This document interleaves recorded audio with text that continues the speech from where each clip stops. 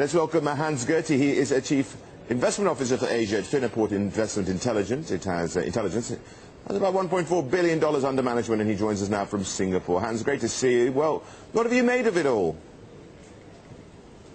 Well, what we made of it all is that the markets are oversold, of course, a lot of volatility.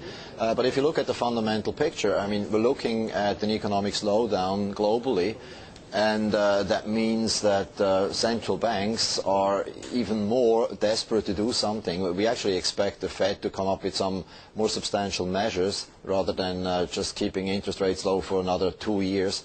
I think it's a question of time until QE3 comes with some additional asset purchases, and I think that could spark another or a continued rally in equities and other risky assets.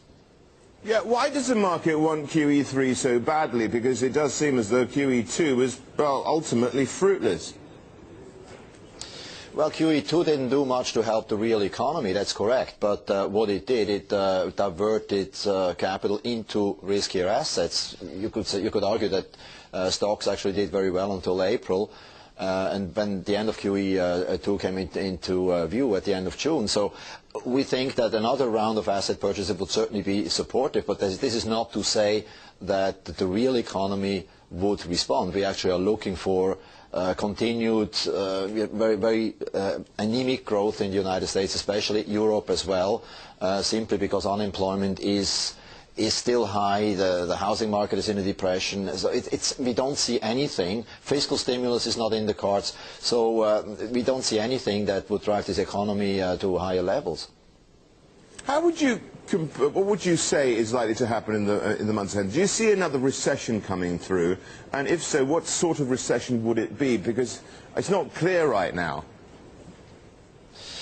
Well, whether the economies go into a full-blown recession is hard to say, but a continued slow growth seems to be in the cards. And what that means, of course, for corporate earnings is that corporate earnings are very highly correlated to GDP growth. And if GDP is not growing as fast as the consensus expects, we could actually see some earnings downgrades, and that, of course, is something equity markets would not particularly like. But again, with the support of additional liquidity measures by the Fed and other central banks, we think risky assets should be well supported.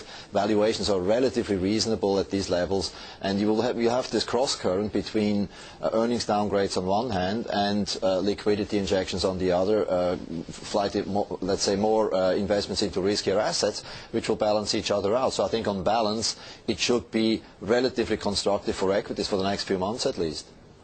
Yeah, Hans, you mentioned something that I was interested in, which was that the corporate earnings correlate with GDP growth. Well, we're not seeing that. We look at the U.S. earnings season, it's been strong, and it's been characterized not as it was, let's say, a year and a half ago or thereabouts with bottom line growth, but we're getting top line growth here.